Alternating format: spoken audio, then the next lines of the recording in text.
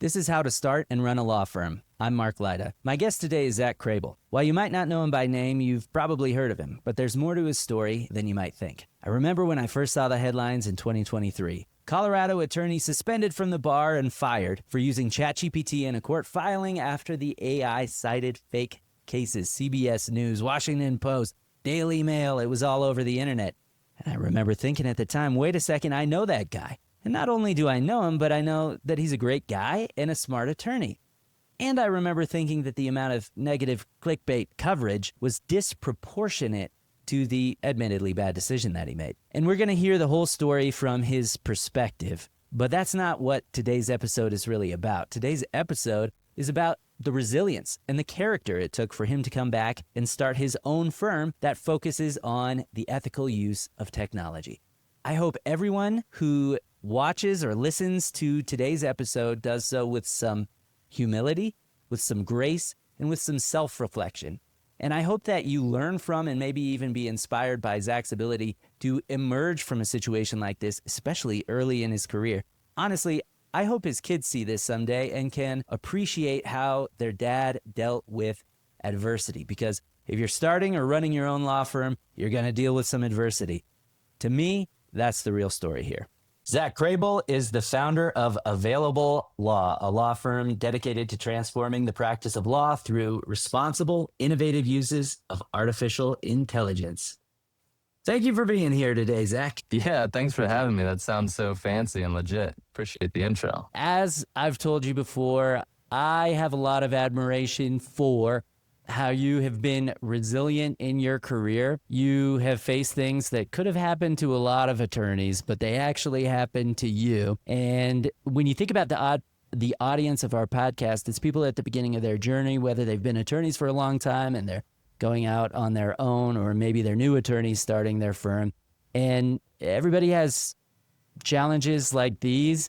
Yours had this sort of like over-the-top, topical sort of consequences and notoriety. And so I really admire how you went to work owning it and then turning lemons into lemonade. But I don't want to tell your story for you. Why don't you go ahead and do the honors and tell us what happened? Yeah, well, I appreciate you saying that.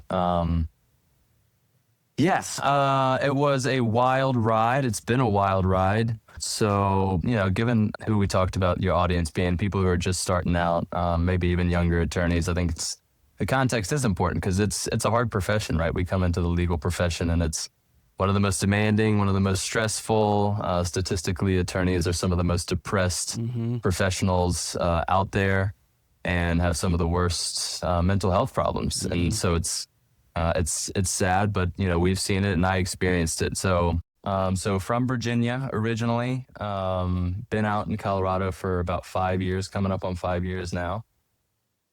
And context in terms of everything that happened during kind of put the last 3 or 4 years in a nutshell. So my mom passed away in my final weeks of law school. So just before finals, during a global pandemic, just before having to study and take the bar and move my family across this country to Colorado. So all of that was kind of a whirlwind. I also just became a father at that time, late 2020, early 2021, I guess. Yeah, that was all a blur. But anyways, so then move across the country, change jobs, kind of career paths, navigating a lot of different things at the time, started this new job. And right as I start that, I get the unfortunate news that I lost one of my brothers as well. So just dealing with a lot of loss and grief and stress. Obviously, starting a new profession, especially the legal industry, is by itself a very stressful job and industry. The mental statistics on attorneys, unfortunately, isn't super positive. It's kind of a very stressful, understandable career. And so dealing with a lot of that when I just started this new job at this new law firm, which turned out to not be so good. So without getting too much. And just to clarify it in terms of your personal situation. So you lost your mom right at the end of law school. You lost your brother right around the time you were starting at this law firm in 2023? Is that right? Yeah, exactly. So actually the first day I was supposed to start is when I got that call, unfortunately. And so that was a hard start for the firm and for me. And yeah, just dealing with a lot, which most people are. But, like I said, context I think is helpful. And so that's where kind of the setting the scene was when I started this at this new firm, and they had just opened a new branch in the Springs. They're a Denver-based firm. And so I was going to be heading that up with another supervising attorney who was also kind of new to the area of civil litigation. So just a lot of new, uncertain things all at once. Second weekend, I think one of the attorneys from the Denver branch was fired for questionable, ethical things, and all of his cases came to us because we were the new firm and we needed cases. So we took those on, and they were, majority of them were dumpster fires because unethical things tends to lead to upset clients and frustrating circumstances. And so the following week, my supervising attorney quits, and then it's just me in the office in the Springs with the paralegal, and I'm dealing with, 30 dumpster fire cases out of nowhere in a new area of law, dealing with a lot of also just things on the personal side. So craziest stress I've ever had to endure during, my professional career. And it was at that time that this whole AI incident occurred. And so dealing with all that when a client walks in, long story short on the case details is the individual tried to sell a car to someone. He financed it himself. He drafted the contract himself. He was doing it all by himself from an immigrant family, just trying to do, various side hustles, very entrepreneurial, and make it in America. And sold the guy this car, and the guy just wasn't making payments on time, eventually stopped paying altogether, and he took the car back, which he thought to put in the contract that he could repossess the car. So he was contractually entitled to do so. But the other guy, instead of trying to make right on the contract, he hires an attorney, sues my guy because of some personal stuff that was in his car when it was repossessed.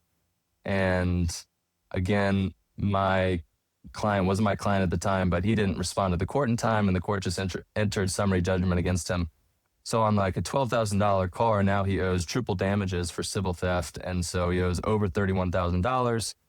And it was just a grave injustice. And that's where the case was when he walked into our office asking if there was anything we could do to overturn the judgment. All those case details, by the way, are public information now. So there's nothing in there is privileged. And the other thing is, now in this story, we're in 2023. And, like springtime. Right. We've all lived through that. And I think it's really easy for people to understand now. We know a lot more about how to use AI. We know what hallucinations are, all that sort of stuff. To you at this time, this was completely new, and you didn't know any, you probably had never heard the term hallucinations and all that sort of stuff. Tell us about your experience, like using AI for the first time. Yeah. So it was about, I would say, a week or two before this individual walked in our office that somebody in the larger business building we were in had brought AI to my attention. He was telling me how amazing it is, and I got to play with it and try it. And so I'd been kind of dabbling with it for about a week or two prior to the client walking in the office, and all of my inputs and outputs, they were all verified and accurate. And it was really an impressive technology that had, kind of garnered my trust in a lot of ways. The same way that Google or any other, technology does when you ask it a question and it answers it or provides information. And so the same way, by the way, we rely on that. We rely on the little red flags in Westlaw or LexisNexis, and sure, you should verify it. But when we're shepherdizing cases in legal research, we're trained to rely on some of the information we do receive from technology. Just that's also context as well. Yeah, sure. Yeah, absolutely. And so anyways, decided that we would be able to help this guy out, drafted the motion, finished it. It's been about 6 hours drafting. It felt really good about it when I just had the thought, I wonder if AI can do case law research, because at that point I had just done some statutory research, some basic prompting and stuff like that, and I hadn't touched case law. And I was like, well, that would be cool, because as you know, with Lexis or Westlaw, it's a labyrinth of cases that are very difficult to find. It's very difficult to find cases that fit your particular your client's facts and all that. And it's very time intensive, and having already, ate through half as a retainer, drafting the motion in the first place, all these things are factoring in. So I had that thought. I prompted AI, ChatGPT, for cases in Colorado, specifically supporting my client's facts, yada, yada, yada. And it just spit out, I think, like 6 perfectly looking blue book citations that, without batting an eye, they look, impeccable. And so there was exactly what I needed. And I was kind of over the moon. I just wasn't really thinking clearly to fact check those. It just looked perfect. I don't know what it was. I think it was a combination of a lot of different things why I didn't look them up. Obviously, hindsight's easy to just say, why didn't you just Google those? Yeah. Or Westlaw them or Lexis them or whatever. But threw them in the motion, submitted to my supervising attorney, got the green light, and filed it with the court. And didn't realize until going to prepare for that hearing after I'd filed it that those cases didn't exist, that they were, like you said, hallucinations. So that was an experience. And then that was, I kind of entered this overload of stress and anxiety, like panic state before going into court, not really sure what to do or what to say. Again, not even having any motions practice as an attorney to date on that. Even as a prosecutor, there's just not much motions drafting at all. And so it was all very new to me. And the judge was concerned about intentional misleading of the court. And I assured him it was just, I don't know how it happened. I told him that I relied too heavily, or I leaned too heavily on illegal intern research, and that I'll fix it. I was just trying to get in and get out and fix the problem. And to me, in hindsight, I don't really know why I said or relied too heavily on illegal intern, other than I don't even know what AI is. I don't know what hallucination is. I don't know how to explain to a judge how this could have even happened. I was baffled by it by myself. And so, obviously I should have just said I used this thing called artificial intelligence, yada, yada, yada. But just dealing with a lot of stress and stuff. So I was wondering, like, that's what I told him. In your mind, were you thinking like the AI is the assistant I'm referring to, or intern, or whatever word you used? Is that what you were thinking? Well, I think there's like a clear parallel there, whereas like that's what it felt like, where I asked a research agent to find this thing, and they presented it to me, and I leaned too heavily on it. I trusted it too much, whether it was an intern or whether it was an artificial intelligence research platform. That's kind of what it felt like to me. And so I think that was my brain just trying to use language that I'm familiar with in law firms. And I was just trying to get in and get out. I don't know. I mean, it was just a really stressful time. So it didn't dawn on me until actually until that night. I remember I was laying in bed so stressed out about that day, and it hit me. I was like, oh my gosh, wait, what did I say in court? Because that's not actually what it was. And then he asked me to file an affidavit within 7 days explaining everything, which of course I did through and through. Probably over-explained in hindsight, but just wanted to be completely transparent and honest about everything, sent screenshots, like the whole 9 yards. And I remember thinking, oh, that's not what I said in court was not like completely accurate to what I have to file in this affidavit. And it just freaked me out. And I was like, oh my gosh, I didn't really even realize what I said. I don't think at the time. It was, I was under so much stress and everything, but that's kind of the story. I filed the affidavit explaining everything. He understandably concerned about what happened, and following his judicial and attorney ethical obligations to report things like that, reported me to the bar. And that's what happened. I got a 2-year suspension, which ends, thank God, on February 20th. So about to wrap that up. And it was only 90 days that I couldn't practice law, which, when you have a family of 4 or 5 is actually a big deal. But then I've been able to practice ever since. Since you go into lizard brain, right? You feel a sense of panic. And I think every lawyer understands that. They may not have been in the same exact situation, but it's like what the judge came in your case and was like, I can't find these cases anywhere, essentially. And yeah, you sort of snap into like a fight or flight type mode or something. Yeah, he took the bench and he went in, and he was probably talking for 5-10 straight minutes before he asked me to explain myself. So that whole time, lizard brain was just ramping up. And then, exactly. Well, I blame lizard brain. yeah, I love that. I mean, it's I guess probably an adaptation when we were having to fight saber-toothed tigers or something, but it still applies today. Okay, and so you're like, yeah, I'll just, I don't know, I had an intern and I'll check on it and get back to you and file a clarification with the court or something like that. You just like, you're trying to get out of the courtroom. Okay, all right, and so that's where we are. Go on. Yeah. You are like downplaying taking responsibility for it, or that I'm saying, none of this was your own choices or anything like that. But however, context really does That's a matter. good point. And we're going to talk about the fallout from it, which I thought was wildly disproportionate. But also just the fact that how you told your story shows the involvement, in my opinion, right? Thinking fast and slow. What is Kahneman and Tversky?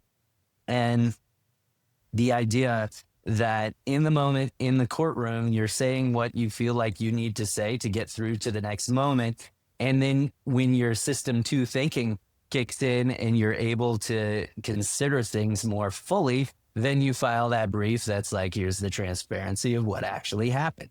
So that's a lesson for everybody to realize in the moment. Can I try to step back and sort of buy some time to let that higher level of thinking kick in and get out of sort of fight or flight mode? I think that applies to everybody. Yeah. Yeah, I think a good rule of thumb is like take a deep breath, count for 10 seconds. Even if it looks weird, you'll probably, end up thanking yourself later for just taking a breather before speaking. And so, pride gets in the way too of that. You want to get in and get out, save face, and that sort of thing. So, and like I said, these things I concur. To help us survive in the wild when we're dealing with saber-toothed tigers and whatnot. We now apply them today to like an email I don't want to write or a dispute I'm having with opposing counsel or something, for all of us, that those systems kick in. And I remember one time I was really stressed out about a case. I didn't feel like things were going well. And I thought of that Carl Sagan thing of where it shows this panorama of the solar system or even, the galaxy. And you can just see Earth as a tiny blue dot. And he says all of the problems and accomplishments and people of history, all of that just happened there. And it's meant to, give us a sense of perspective. But I remember thinking through that when I was having a difficulty with the case and thinking, I bet if I squinted really hard, I could see my problems on that little blue dot. It didn't really give me the perspective. So that's how disproportionate these problems feel to us. And that's why those systems kick in my view. So if people are learning from, and I think being inspired by your story of resilience, it's worth talking about the aftermath from that whole situation. I mean, you were like, what was it like to go through that?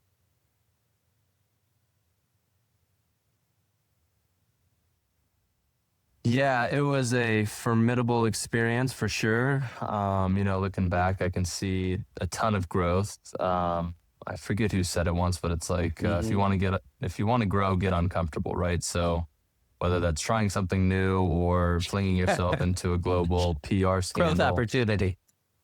Yeah, it'll stretch you, and so it was really hard. Like I said, there was a 90-day period where I couldn't practice law. And so because of that, my wife had to go back to work. We had just had our second baby at the time. She was still nursing.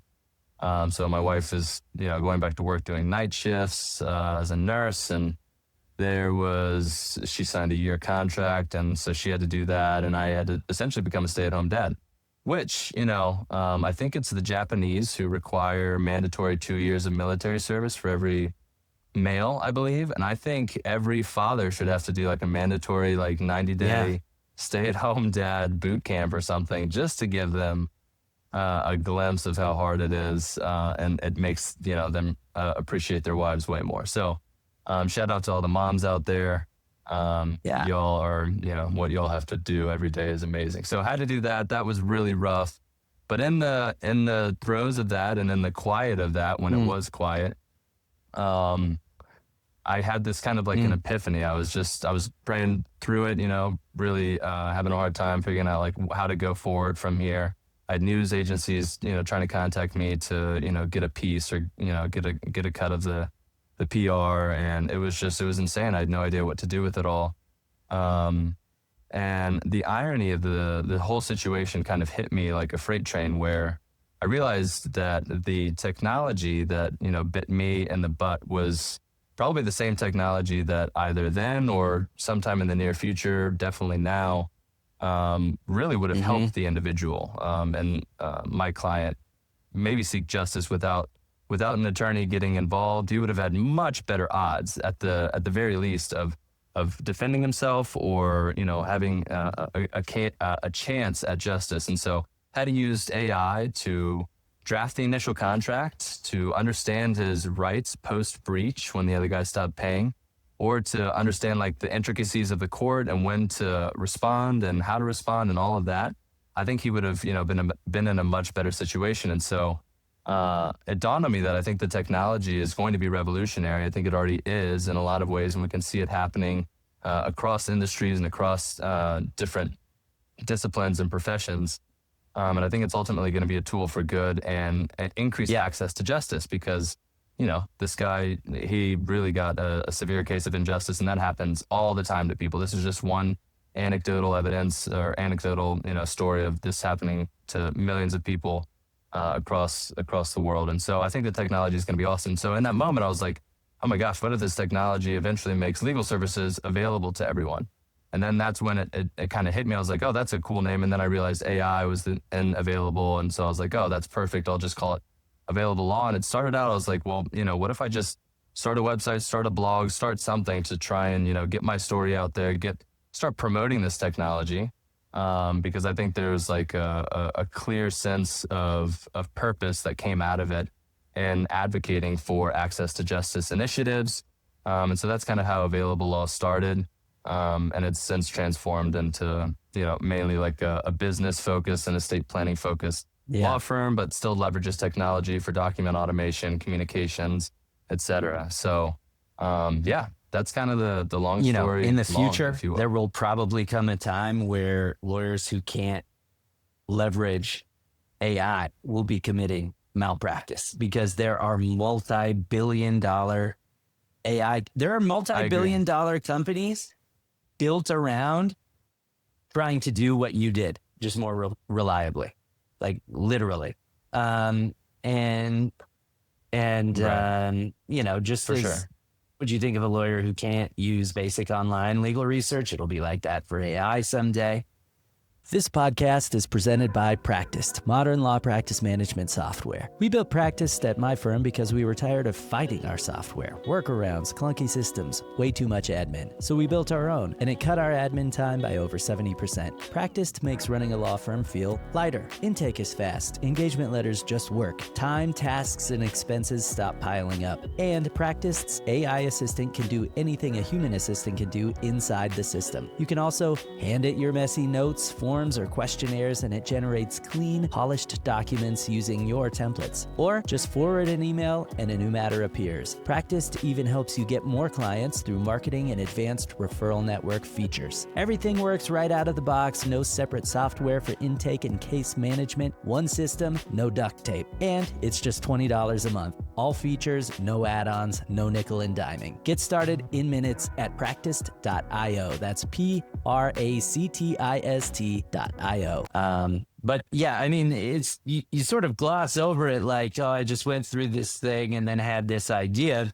But to me, as somebody who's just, watching this, talking to you, it seemed amazing to emerge like that. You mentioned you were praying through it. I always think I'm a person of faith too. Guess maybe I don't talk about it very much or enough or something, but I always think, when bad things happen, are you praying more or are you like, you know, praying less? Going through doubt and all this, and then and you'd had all this happen Yeah, with your yeah. family and stuff.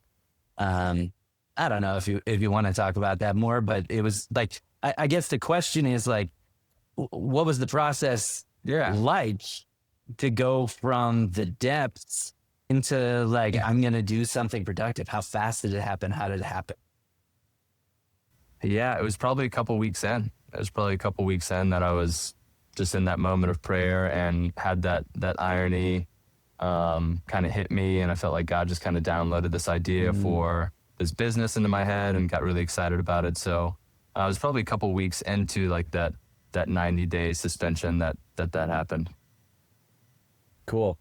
And then when the idea hit you, you received the download. You're just like, let's go, and you took action. Yeah. I formed the LLC really quick. I wanted to make sure I got the name, the URL, and all that. And so Mm-hmm. all that went well. And then it just started kind of like as a blog more than anything. I just started a website and wanted to start writing about kind of the story, and just really excited about, the potential for just building the community of attorneys, especially younger attorneys, and like the mental health side of things. So just had a lot of different ideas going off at the time, and jumped on it. And then had to just power through the 90 days until I could get back to work, and then started back as a prosecutor, just kind of building the business on the side a little bit, because just Mm-hmm. prosecution's my wheelhouse. It's my bread and butter, and I love it and I know it. And so did that for a while. And then pivoted actually, spent this past year doing, working for a startup that, you did an interview with, Teen Business Academy. So kind of in the homeschool market, Mm-hmm. teaching teenagers all about entrepreneurship. I got with them very early on and helped work with like the regulatory agencies and everything, getting that startup launched. And that was super fun. And then have since recently started at a new estate planning law firm, while I'm building available law on the side. So doing estate planning and then marrying that with like people's business plans, which is really cool. And yeah, in a really good spot now. So really thankful for that. But yeah, it's been a whirlwind past 5 years. So, who would be a good client for Available Law? Who should reach out to you? And who would be a good fit and why?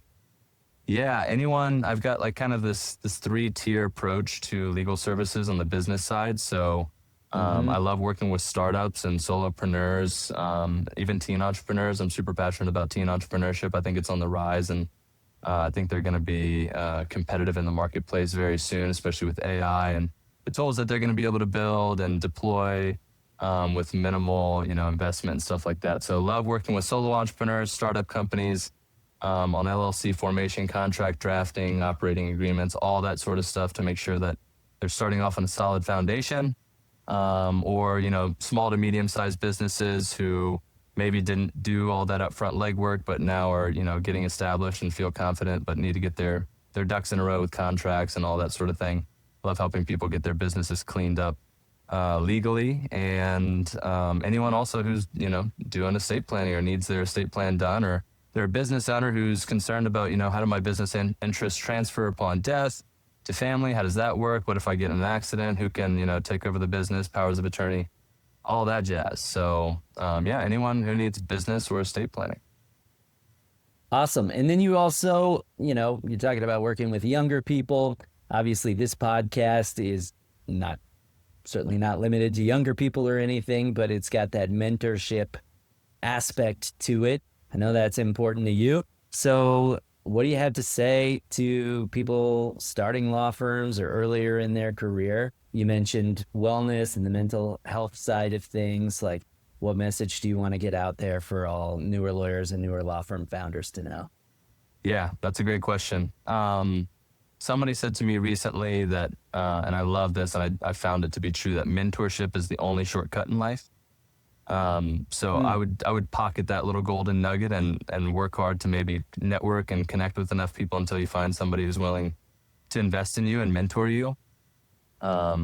Preferably like just a genuine relationship, like no financial exchange. I think when you start paying for mentorship, it can get a little interesting. Not that I haven't experienced that, but mentorship is huge, obviously. And so try and find somebody that can kind of speak life into you and see things that you can't see about yourself. But also, yeah, the mental side of things is super important. So you got to take care of yourself, physically, mentally, spiritually, emotionally, all of those things. You're more important than your career. And so I think a lot of people sacrifice like their mental integrity and their well-being and their physical well-being to, you know, climb a corporate ladder or just to, you know, make ends meet and stay in the jobs that they're at, even though they hate it, you know. I think there's a lot more opportunity out there. And so I always encourage people to don't stay in a job that you hate. I think life is way too short and way too fun to just suffer every day. And so there's tons of opportunity out there. Entrepreneurship is a great opportunity for a lot of people who don't fit the traditional mold. And there's, you know, I think becoming more and more people like that. And so I think, you know, entrepreneurship is a great option. And the earlier you start is the better. And so if there are any younger audience members who are listening to this, who are thinking about, you know, maybe being a business owner one day, start now, start researching it, start your own little business, start selling something, you know, get early on exposure because it's all about repetitions and developing that muscle and under the mechanics of entrepreneurship and business ownership and cost versus expenses and revenue versus profit and what it all means. And so that's why I was super honored and loved working with Teen Business Academy because I think the more that we empower the youth to take control of, you know, their futures in terms of their opportunities, the better. And I think the better outcomes, you know, smaller law firms, healthier cultures, et cetera, et cetera. So, yeah, I think that's what I would say. I would say start young and find a good mentor and, pray a lot. Yeah. Yeah, no kidding. Yeah. And, you know, thanks for indulging me on those questions because I'm glad we were able to talk about available law. Obviously, that's the thing I want to promote for you. But I just, your whole story to me just sort of transitioned from this guy got a raw deal to like, this guy's amazing for adapting and being resilient. And I hope that people see his story and realize they can make it through whatever professional challenge they're going through right now. Yeah. Well, I appreciate it. Because we all have them. Yeah. Yeah, we all have them. Yeah. Well, yeah, I hope that it inspires others. And yeah, if I can get through it, you can too. I can't imagine it being much worse than it was. And so there's always light at the end of the tunnel. There's always hope. You know, there's a lot of really sad statistics about the mental health. It's one of the top 3 most depressed professionals in the United States, I think. And so, taking care of yourself is way more important, even if that means a career pivot. You know, I've seen attorneys even at that last law firm that I was with that was so underwater and hemorrhaging and so stressful that they were like, I think I'm going to switch careers entirely. And they did. And so, there's just, you don't have to stay stuck. There's no such thing as being stuck. This is the land of opportunity and you just got to learn to pivot and be flexible. And when life gets you lemonade or lemons, you make lemonade. I saw that in a headline about you. Yeah. It's like attorney turns AI lemons into lemonade. And that's exactly what you've done. You know, I love what you said about you're more important than your career. That's incredible and so hard to remember, especially when as attorneys, we've been working for it for so long that really our identity becomes pretty tied closely, you know, in an intractable knot with our career. And so you don't have to be a lawyer. Yeah. By the way. They're not even all that cool. Yeah. It's not like TV. But starting a firm, this is something I always say, is a great way to be in control of your career. Yeah. Because you can craft it in accordance with your own values. Right. If you're at someone else's law firm, you're working in a system that's set up around their values. Yep. If you make your own law firm, you're the author of that story. So I really encourage that as a way to break that downward mental health spiral as well, or the sort of stress or shame cycle that some attorneys, definitely a lot of attorneys, get into. Yeah. Yeah, I certainly wrestled with that. I mean, an identity crisis of who am I? And, when your name is all over the internet and you can't find work because people Google you and, they just write you off. You start to definitely wrestle with who am I? And, um, having our identity and the right thing is very important. And in my opinion, that's having our identity in Christ. That's the only reason I was able to get through all I've gotten through and can smile and feel super hopeful and excited about the future is just because of my faith. And, my marriage, my wife was awesome all through that time, and we've just grown so much closer together and closer to God. And so, I think it's really important to have our identity grounded and rooted in the right thing. And that's certainly what helped me out a ton. And so also community, like we weren't meant to live in isolation. I think a lot of attorneys live in isolation about the stress that they're under and about what they're dealing with. And there's awesome community out there that you don't have to do this alone, whatever you're going through. There's people who care and want to, uplift you and support you and help you. And so, if anyone's listening to this and that resonates with them, reach out to me. Obviously my contact info will be on the pod or on my website, but there's always someone there for you. Yeah, that is incredible. Okay, so it's availablelaw.com. To your point, if somebody wants to reach out to you as a client, as a mentee, as a colleague, available, just traditional spelling, available law, all one word.com. Yeah. Zach, I really appreciate your time today, hearing your story. I hope that people listen to this and hire you and are inspired by your resilience and learn to lean on the same things that you leaned on to turn these lemons into lemonade. I appreciate you being here, man. Love it, man. Thanks for having me. Look forward to catching up soon, brother.